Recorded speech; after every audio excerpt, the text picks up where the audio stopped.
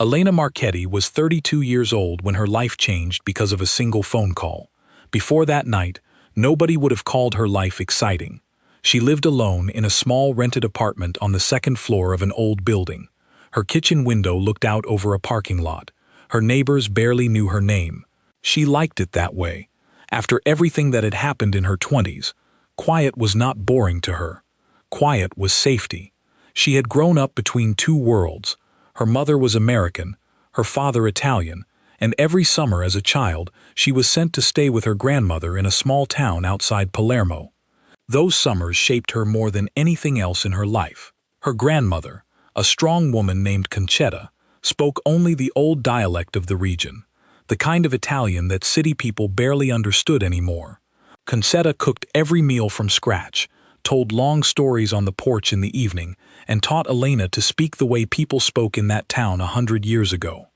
Elena never thought of it as a special skill. It was just the voice of her childhood.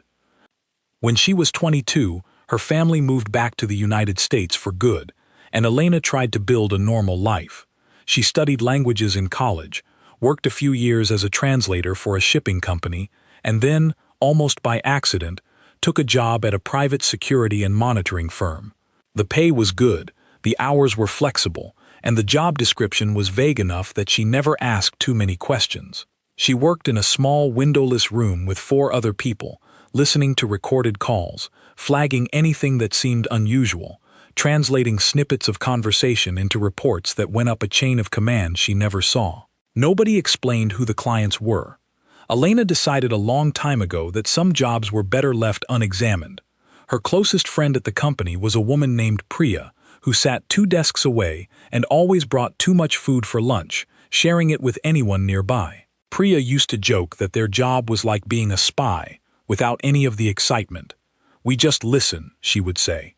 "We don't get to do anything." Elena liked that about the job. She had done enough doing in her life already. Listening felt safe.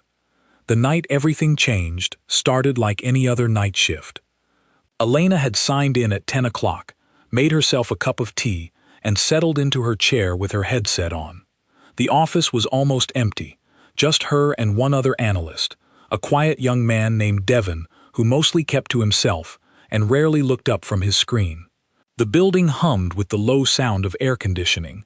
Outside, rain had started to fall against the windows, a soft, steady sound that made the whole night feel slower than usual. At 11:47, a call came through on a line that almost never rang. It was marked as an emergency priority line, the kind reserved for situations that needed immediate attention. Elena had only seen that line light up twice in the 2 years she had worked there, and both times it turned out to be nothing important. She assumed this would be the same. She was wrong. The moment she answered, a voice burst through the headset, speaking so fast and so urgently that the automatic translation software on her screen simply gave up, throwing back broken words and question marks instead of a real translation. The voice was speaking Italian, but not the Italian taught in schools or heard in tourist cities. It was the dialect of Sicily, the same dialect Elena had grown up hearing on her grandmother's porch. She recognized it instantly, the way you recognize a song from your childhood before you even remember its name. Company protocol was clear. If the software failed, she was supposed to escalate the call to a certified translator and ask the caller to wait. But the man on the other end sounded frightened, and there was no time to wait. Elena made a decision in less than a second. She responded in the same dialect, matching his accent, his rhythm, his urgency. The man went silent for a moment. It was a strange kind of silence, the sound of someone who had expected confusion and instead received understanding. Then he began speaking even faster, as if relieved that someone finally knew what he was saying. He talked about a shipment that needed to be rerouted immediately, about a name that had to be removed from a certain record before morning, about a location that could not appear in any paperwork. Elena, following her training, asked 2 calm and precise questions to clarify the details, wrote everything down, and passed the information up the chain exactly as her job required. When the call ended, she sat back, took a sip of her cold tea, and thought nothing more of it. She logged the call, finished her shift, and drove home in the rain. She had no way of knowing where that call had actually come from. She had no way of knowing that the voice on the other end belonged to a man who worked inside the personal circle of someone named Dominic Vitale, a man whose name rarely appeared on any official document, but whose decisions shaped entire parts of the city without anyone ever seeing his face. She had no way of knowing that almost nobody outside Dominic's own family had ever heard that particular dialect spoken by an outsider, especially not spoken with the exact rhythm of a village most people had never heard of. She went to sleep that night, thinking about nothing more than what she would cook for dinner the next day. The next morning, Elena arrived at work a little after 8, tired from the rain and the late shift the night before. She swiped her badge at the door and immediately noticed something different. 2 men she had never seen before stood near the reception desk, dressed in plain dark suits, the kind of suits that seemed designed to be forgettable. They didn't look at their phones, they didn't chat with each other, they simply stood, watching the door. Elena walked past them without much thought and headed toward the break room to get coffee. That was when her supervisor, a stiff but usually friendly man named Harold, caught her arm gently and asked her to come with him. His face looked pale, almost gray, and his hands were shaking slightly as he led her toward the glass-walled conference room at the end of the hallway. Elena had never been inside that room before. It was usually reserved for meetings with people far above her position. Inside, the 2 men in suits were already waiting, standing near the window instead of sitting at the table. Harold closed the door behind Elena but did not sit down either. Nobody offered her a chair. One of the men, older, with gray hair and calm, careful eyes, spoke first. His voice was polite, almost gentle, but there was something underneath it that made Elena's stomach tighten. "Where did you learn to speak Italian like that?" he asked. Elena, confused but trying to stay calm, explained the truth. Her grandmother. Summers in a small town outside Palermo. A childhood split evenly between 2 languages long before her family ever moved to the United States. She kept her voice steady, though her heart was beating faster than she wanted to admit.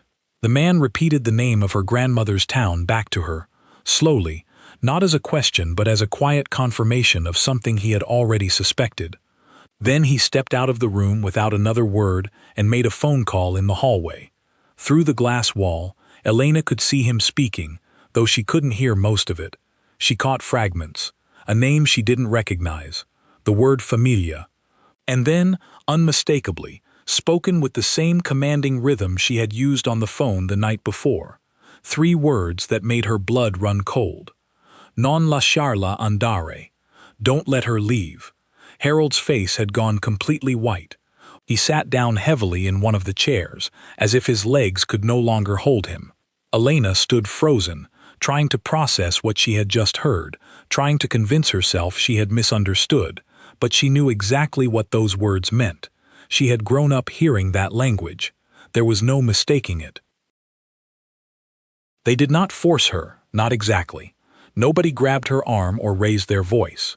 The older man simply walked back into the room, straightened his jacket and explained, in a calm and almost apologetic tone, that Mr. Vitale would like to speak with her personally, and that a car was waiting outside. He said it the way someone might say a doctor wanted a second opinion, casual and firm at the same time, leaving no real space for her to say no. Elena looked at Harold, hoping he would say something, do something, stop this from happening, but Harold only stared at his hands on the table, refusing to meet her eyes.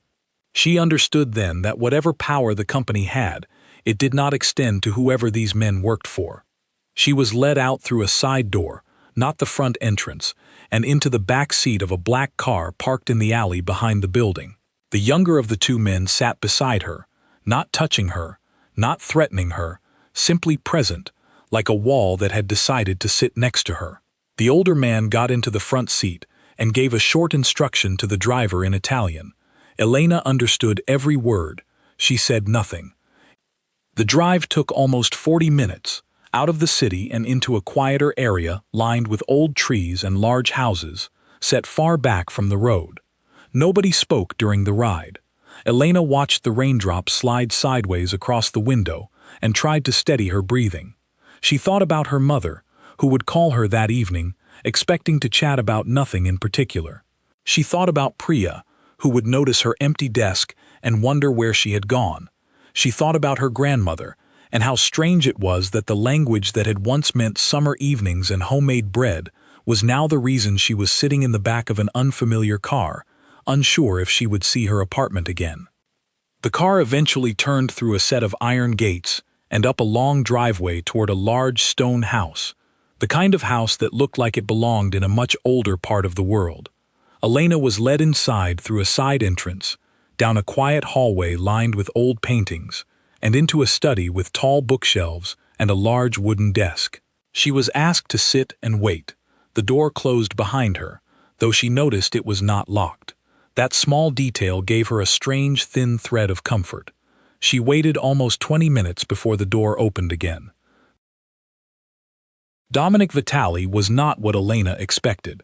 She had built an image in her mind during the car ride, something out of old movies, a loud and threatening figure. Instead, the man who walked into the study was quiet, almost soft-spoken, dressed simply in a gray sweater, with reading glasses pushed up on his forehead. He looked more like a retired professor than anything else. He carried a folder under his arm and set it gently on the desk before sitting down across from her. "Thank you for waiting," he said, in English this time, his accent light but unmistakably present. "I know this must feel frightening. That was never my intention." Elena said nothing. Her hands were folded tightly in her lap. Dominic studied her for a moment, then continued. "Someone very close to me," he said, "has been giving away information that should never leave this house. I don't know who yet. Last night, one of my own men called a number he should not have called, using words he should not have used, believing he was speaking to someone he trusted. Instead, he was speaking to you." Elena finally found her voice. "I didn't understand any of what was actually happening," she said. "I was just doing my job. I translate calls. That's all I do." "I believe you," Dominic said, and something in his tone suggested he genuinely meant it. "But you now know things that very few outsiders are supposed to know. And you speak a dialect that almost nobody outside my own family still uses. That combination makes you valuable to me and dangerous to yourself, whether you intended it or not." Elena's chest tightened. "Am I in danger?" Dominic paused before answering. "Only if you leave before I understand exactly what happened last night," he said. "I am not a man who hurts people who have done nothing wrong, but I am a careful man. I need you to help me listen to something." He opened the folder and slid a small device across the desk, along with a set of headphones. Inside the folder were transcripts, partial and confused, clearly the work of translators who did not know the dialect well enough to catch its full meaning. He explained that there were several recorded calls, all involving the same unknown voice, all containing information that should have stayed private. He needed someone who understood the dialect completely, someone who could catch the small details that machine translation and outside translators had missed. "I am asking for your help," Dominic said, "not ordering it, though I understand it may not feel that way, given how you arrived here."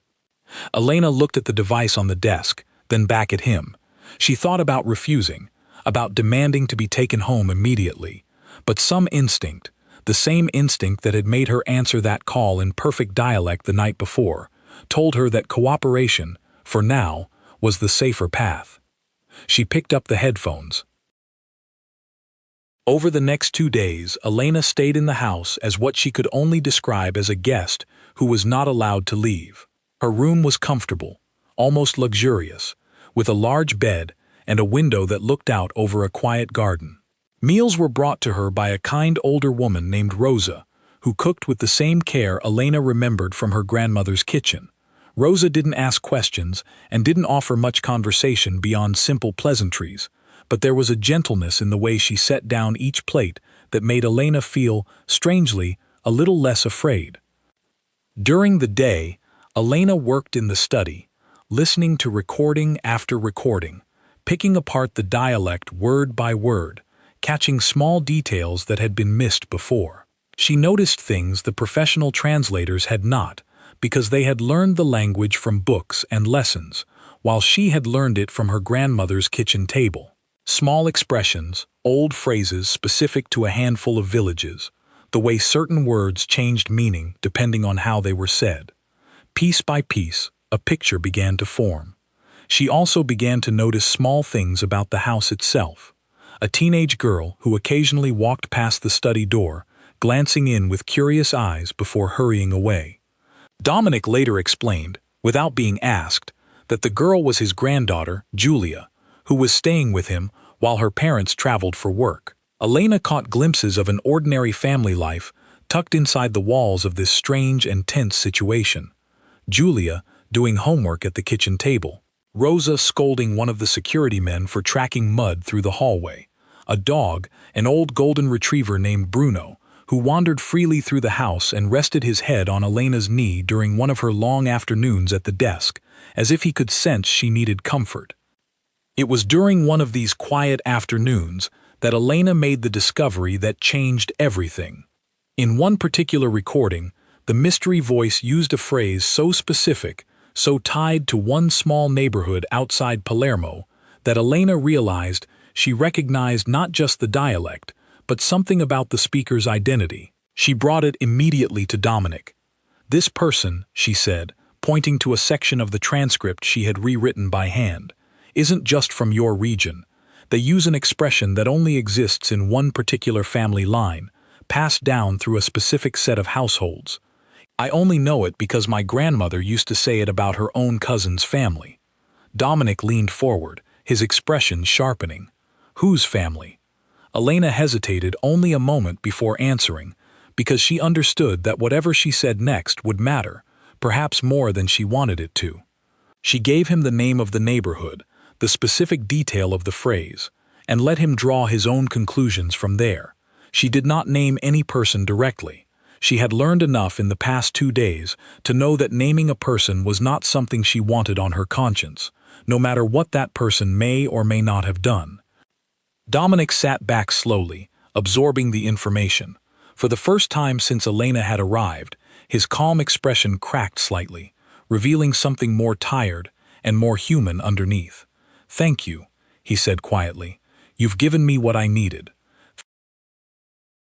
The following morning, the mood in the house had shifted. Elena noticed it the moment Rosa brought her breakfast, moving a little faster than usual, her eyes a little more guarded. There was a tension in the hallways that hadn't been there before, hushed conversations that stopped the moment Elena walked past. She didn't ask questions. She had learned, over the past few days, that some questions were better left unasked, not out of fear exactly, but out of a simple understanding that this was not her world, and she did not need to know every detail of it to survive her short time inside it. By early afternoon, Dominic called her back into the study. He looked different than he had the day before, calmer in a way that suggested some kind of resolution had taken place, though he offered no details, and Elena did not ask for any. He thanked her again for her help, more formally this time, almost like a man closing out a business matter. "You've done something for me that very few people could have done," he said, "and I want you to know that I understand the position I put you in. That was never fair to you." Elena finally allowed herself to ask the question that had been sitting in her chest for 3 days. "Can I go home now?" Dominic nodded. "Yes, today. And I want to be clear with you, so there is no confusion later. Nothing that happened in this house needs to follow you. You will not hear from me again unless you choose to reach out. Your job at the security company, if you wish to keep it, is safe. Nobody there will trouble you about this." He slid a plain envelope across the desk. Elena opened it later, once she was back in the car, and found a sum of money large enough to cover a full year of her rent, along with a short handwritten note in careful, old-fashioned Italian, thanking her for her honesty and her discretion. There was no signature, only the words, written in the same dialect that had started this whole strange chapter of her life. "Grazie per aver ascoltato con il cuore." Thank you for listening with your heart. The car ride home felt entirely different from the ride that had brought her to the house 3 days earlier. The same roads, the same trees passing by the window, but everything about the world outside looked a little brighter, a little more real, the way ordinary things always look different after you've been afraid you might not see them again. When she finally walked back into her small apartment, she stood in the doorway for a long moment, just looking at her own furniture, her own kitchen window, the small stack of mail that had piled up on the counter. She made herself a cup of tea, the same way she had the night this whole thing began, and sat by the window, watching the evening light fade over the parking lot outside. She never told anyone the full story, not even Priya, who noticed something different about her when she returned to work the following week, but never pushed for details. Elena kept the job at the security firm for another year before finally deciding it was time for a change. She left quietly, took a position teaching Italian at a small community college across town, and built a life that felt, for the first time in a long while, entirely her own. She still visits her grandmother's hometown every few years, walking the same streets Concetta once walked, listening to the same dialect drifting from open windows and kitchen doorways. Sometimes, sitting in a small cafe near the village square, she thinks about that rainy Tuesday night, about the call that almost never rang, about the 3 quiet words that once made her blood run cold. She does not regret answering that call. She does not regret the dialect her grandmother taught her, patiently, summer after summer, without ever imagining what it might one day be used for. She has come to see it differently now, not as the thing that put her in danger, but as the thing that, in the end, brought her home safely. A language learned with love, spoken at exactly the right moment, to exactly the right person. Sometimes, she thinks, that is enough to change everything. And somewhere, in a quiet stone house outside the city, an old dog named Bruno still rests his head against the study door each afternoon, waiting for a visitor who never quite forgot the sound of a voice, speaking gently in a dialect, nearly lost to time.